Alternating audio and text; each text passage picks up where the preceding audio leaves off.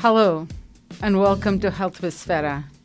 I'm your host, Dr. Sveta Silverman, and today we are very honored to have a special guest joining us. Chef Shane Chartrand of Enoch Nation is at the forefront of the reemergence of indigenous cuisine in North America, and especially in Canada. He is the co-author of award-winning cookbook, Tawau, Progressive Indigenous Cuisine, and has competed in various culinary competitions, including Top Chef Canada 2024. Guys, he was one of the last 5 standing. Amazing, right? Today, we'll delve into the culinary journey, his philosophy on healthy eating, and how he brings indigenous food traditions to the modern table. I am so excited.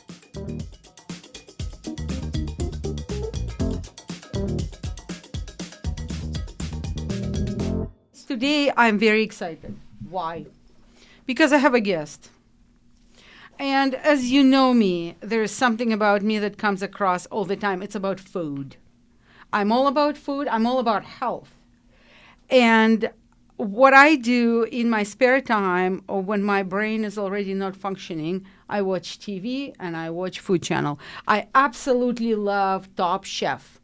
Whether it's Top Chef US, whether it's Top Chef International, whether it's a Top Chef Canada, especially, I absolutely love it. So I basically never missed an episode, and I never missed New Year's.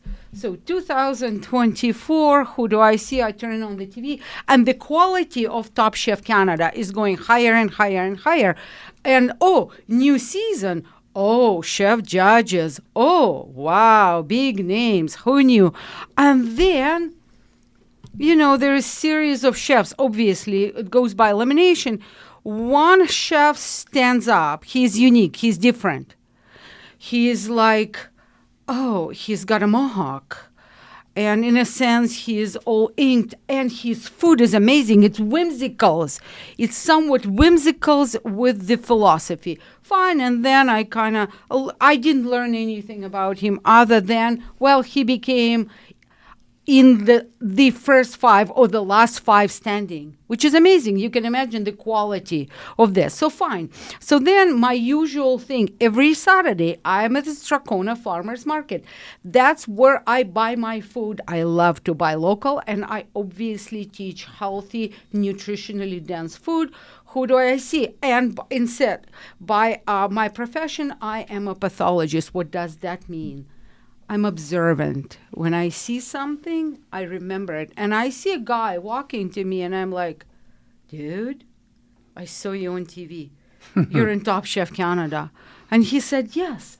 And I could not imagine that me, Sveta Silverman, standing in front of someone who can cook. So, and we struck the conversation, and I invited Shane eventually, and he did not brush me off. He did not play a hotshot card against me, like, who the hell are you? Why are you bothering me? So, and we decided that one day I would love to invite him to my podcast and interview me. So, introduction, make it short. Guys, I'm extremely honored to have Chef Shane Chartrand as my alive podcast guest. And guys, he's got an amazing story. He is an indigenous guy, and that attracted me to his story. What is he cooking? How is he cooking? How did he evolve to become, through multiple executive roles and as executive chef, multiple ideas, a celebrity chef? How did it come about? And I'm extremely interested in proper indigenous culture, which is a proper indigenous cuisine, because again, it's an energy, it's health, and it's food. Welcome, Shane. Thank you so much. Thank you for that intro. Tell me about yourself a little bit. Tell me what, why, how. I'll tell you, I'll start by this. I'll say, Tanse Miaukisaka Anuk Masichu. My name is Shane Chartrand.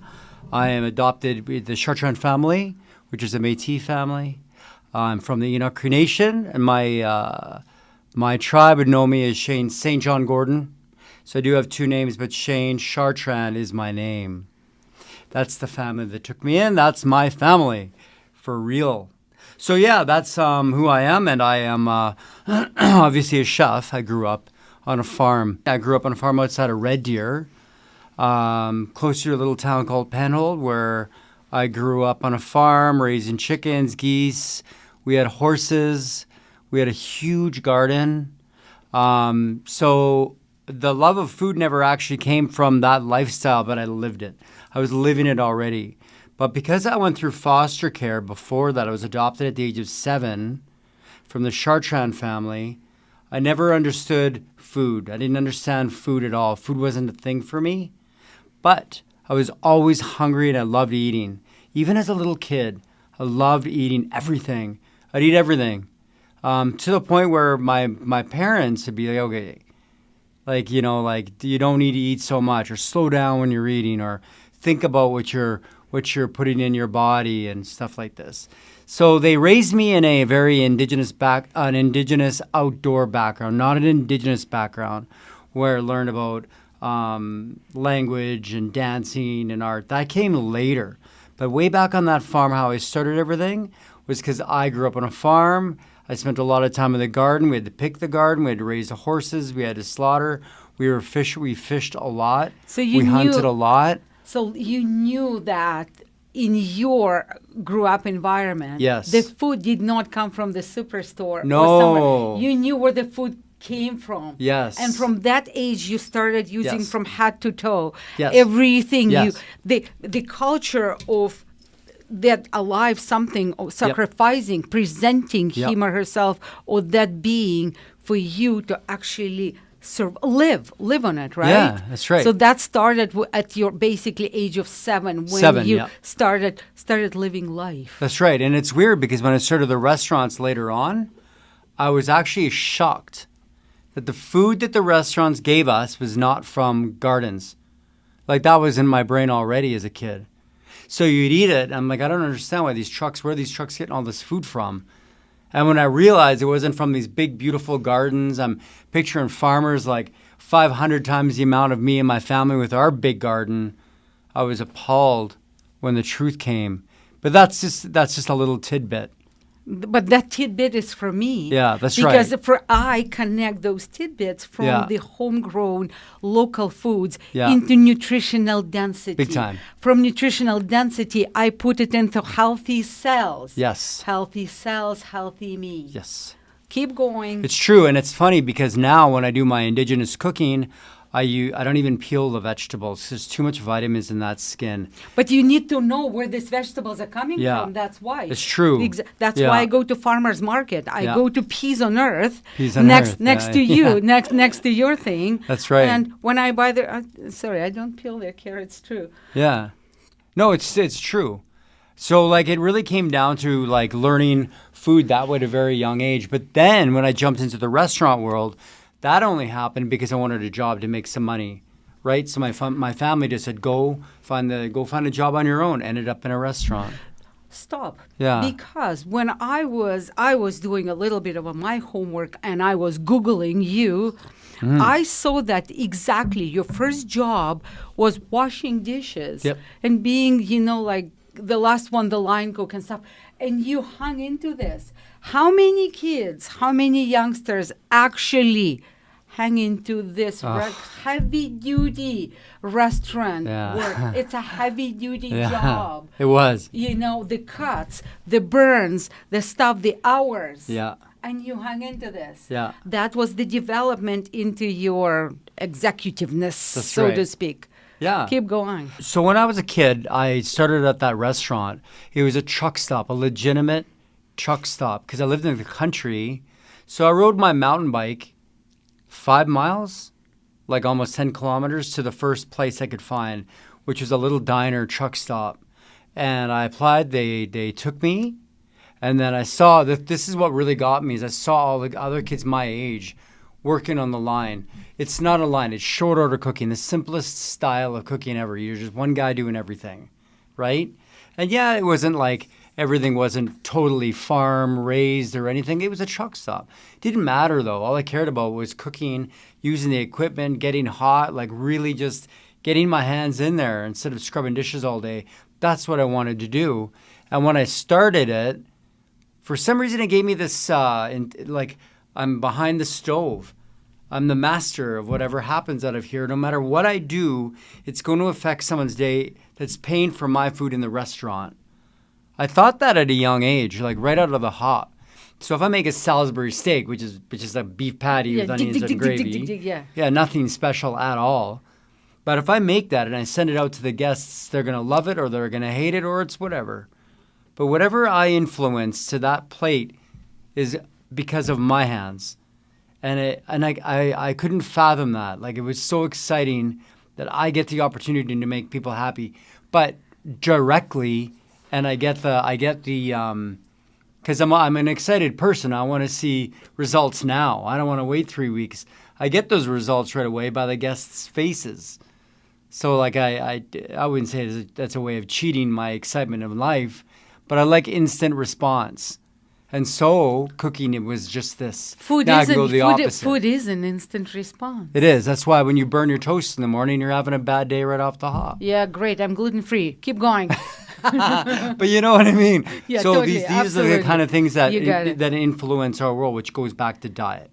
So we'll get there in a minute, though. So then from that trail, I decided I'm going to be a chef. I want to be a chef. My standard is I'm going to be the best chef in the whole world. Now, I know that's not attainable. Even at that age, I knew it, but it didn't matter. All I wanted to do was just keep saying that and keep going. At my age of 16, I started scrubbing dishes. 17, 18, I was cooking. And I said that to everyone, and everyone made fun of me. Because of my age, everybody wanted to work in the oil patch, oil rigs, make $25 an hour. I was making $9.50. Actually, I was making $6 my very, very first job.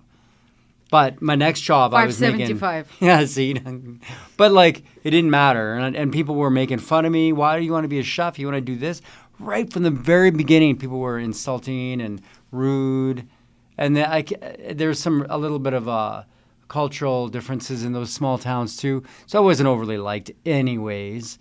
But I just felt that that's what I want to do, and the more you tell me I can't do it, the more I'm going to want to do it. But not push the envelope on something I didn't want to do. I still wanted to cook. So listen, tell me. Yeah. How did you, from Nate, graduate from the culinary program there? How did you become such an awesome celebrity chef?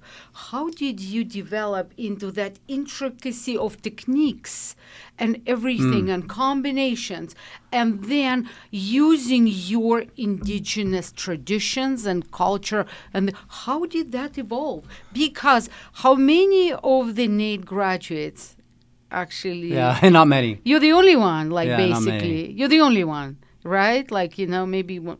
Yeah, there's a few, but yeah. Very, very, very few. Yeah. Very, very few. Yeah. Not a golden plate. Right? Yeah. So please. So this is the thing. I finished culinary school, and I didn't finish culinary school with these raging marks. I passed. I just passed. Me neither. I graduated from medical school. I was not the top. I was not the bottom. Yeah. But they called me doctor. That's good enough. Yeah. They called me doctor. Yeah, that's right. And I'm pretty good. Yeah, and that's the thing. So this would probably answer even the way you went in your career. Oh, I was believe told. this. Yeah, I was told. So, because I'm an immigrant. Let's say you're indigenous. Yeah. You're the minority. I am. I am the minority. Yeah. I left Soviet Union, lost all my credentials. I used to be a physician there, crazy. pediatric surgeon, everything. So going into local medical school as the speaking foreign language, and at my age and stuff, I was a minority. Absolutely. I was told, not going to happen. Yes, same thing. Yeah. You tell me no, I will tell you yes. Yeah, of course. Of course. And it wasn't because I was trying to be ignorant or I was trying to be stubborn. I don't appreciate when when they constantly beat you down. And yeah, but that happened all the way through my career. Let's take a quick break to talk about some tangible steps you can take right now towards true health and happiness. My life's purpose is to empower you to seize control of your life, especially when it comes to wellness. But every person's needs are unique, and there is no one-size-fits-all solution. That's why we're launching a brand new initiative. Now, you can book one-on-one call with me, Dr. Sveta Silverman. Please do. Together, we'll talk about your history, your health history, how you feel, how can you improve on your health, the goals. I'll use that information to help you to plan a custom approach full of recommendations that I learned not only from my medical career, but from my personal journey. Let's unlock the secrets of happier, healthier you. Visit healthwithsveta.com/contact to book your free 30 minutes conversation and call with me. Now back to the episode. All the way up to my mid-30s, late 30s, people were still saying, you're never going to be anything. And it's usually that at that point, it's out of jealousy because they saw what was happening. And it didn't matter what they'd say, because this is the way I think about life. I wrote it in my book, STEM, like, come here, hurry, like, come here. STEM, Tapui means truth. So everything in my life is truth. I have to think about just the truth of what I want in my life and exclude everything and everyone that's going to get in my way. Then I have these 3 words, the same word, focus, focus, focus, because I get too excited. So when I get too excited, I'll start veering off. So I got to get back on track. But I make myself do this so that I complete these tasks that I need to complete to get things done. But to back up for a second, you asked me, how did I get there? So as a student, me and you are culinary students together. We learn the same thing. We learn veal. We learn chicken Kiev. We learn beef Wellington. We know how to make custards. We learn how to make everything the same. But you're better than me, let's say. Everything you do, everything you touch is better than mine, let's say. So how am I ever going to make it? Well, how am I ever going to get my name out there? But be true and be tapui, which is Cree, for truth. How am I going to be tapui to my life for the rest of my life in the culinary world without me just going along and becoming an executive chef and becoming this ignorant man with a big hat on my head, a chapeau? And, well, like, that's not what I want. That's not where I see my life, in a hotel or anything like this. So I was searching for years and years looking at cookbooks, because back then there was no internet. So how did I research? I just went to bookstores and collected old books, but I was still not excited. Remember those old cookbooks? How boring. Boring. Just recipe after recipe. Julia Child, boring. like that. Yeah. Now the good thing is those recipes worked versus nowadays. These cookbooks come in left, right, and center. You don't even know if they're going to work.